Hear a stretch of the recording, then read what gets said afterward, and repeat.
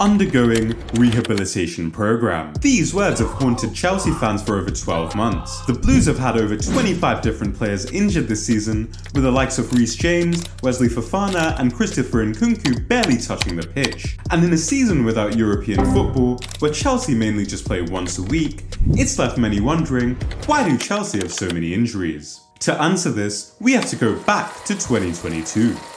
When the consortium of Todd, Boehly and Clearlake Capital bought Chelsea, they wanted to restructure the club in their own vision. For those of you who might not know, when an organisation says they're restructuring, it basically means they're firing everybody. So what did this mean for Chelsea? Champions League winning manager, gone. Club director, gone. Club legend and technical advisor, gone. Groundsman, chairman, even the 60-year-old tea lady Doris, all gone. But perhaps the biggest dismissal was Chelsea's medical team, specifically Thierry Laurent, Chelsea's physio for 17 years, and Paco Biosca, the club's medical chief who'd been at the club since 2011, as well as Jose Calvaro, a long-serving physio at the club. Their departures were followed by physios Jason Palmer and John Fern, leaving Dimitrios Kalogiannidis to become medical director. But it wasn't Boehly or Clearlake making the decisions to let go of our medical team, but rather a freelance physio company they hired called Remedy, who are best known for working with Dave Grohl. Now you might think Dave Grohl is some left back playing in the Bundesliga, but no, he's a rock star in the band Foo Fighters, who Remedy worked with when he broke his leg. I like some of the Foo Fighters songs, but how is that relevant to football? Dave Grohl's never pulled a hamstring after making a third-man run. Credit where due, Remedy had apparently worked with numerous athletes, including a French World Cup winner, but the fact is that this amount of change, with so many doctors and physios leaving in such a short time, can never be a good thing. And that's exactly how the first team felt, reflected in this quote from the Daily Mail. Players are said to feel that the raft of changes were made with too much haste, with individuals they entrusted with their fitness having been let go. Just weeks after these changes were made, Reece James and Wesley Fofana made their comebacks to the starting 11, but broke down barely an hour into their return, suggesting their recovery hadn't been good enough to play first-team football. In the 22-23 season, very few of Chelsea's injuries were because of hard tackles, but rather due to muscle tweaks, joint and ligament injuries, suggesting that the players weren't treated properly after games and training, and the same thing has happened this season, where players like Reece James, Nkunku and Lavia have all been ruled out almost immediately after returning from an injury spell. And the sad thing with the last two is that we've barely seen them play for the club after signing them for such big money, which brings me to the next major issue.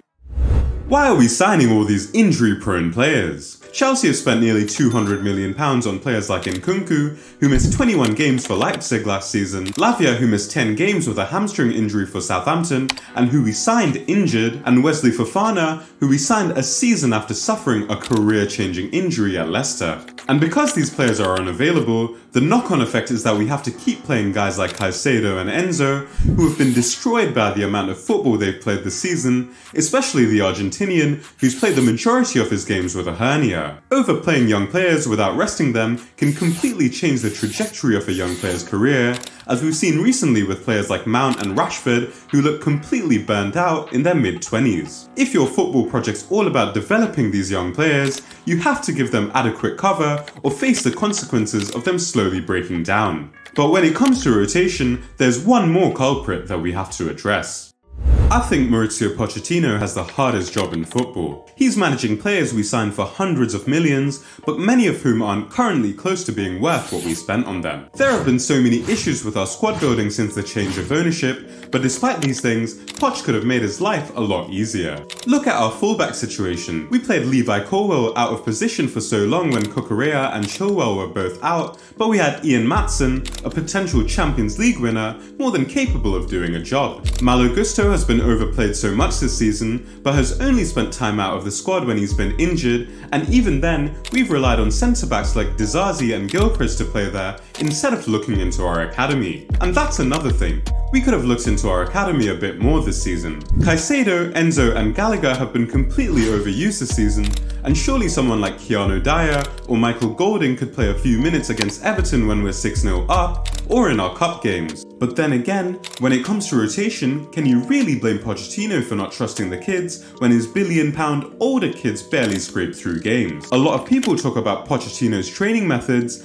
and the injury history of players at his former clubs, but if you look through our injuries, a lot of them are to do with poor recovery, players getting injured after their rehab programs, or injury issues before Pochettino even joined, which makes you wonder, what is the medical team actually doing to our players? I think the main issue behind our injuries is the same reason why so many things at Chelsea have gone downhill since Clearlake's takeover. They tried to change way too much in too short of a time. We had members of our medical team who'd been at Chelsea for decades, but they dismantled it all in just a few months. Most of our current medical team have only been at Chelsea for around a year, and though I know absolutely nothing about physiotherapy and sports science, I know that an organisation can't work properly if everyone is new to the job. And that's reflected by the fact that the number of long-term injuries we've seen this season has been way more than we've seen in previous years.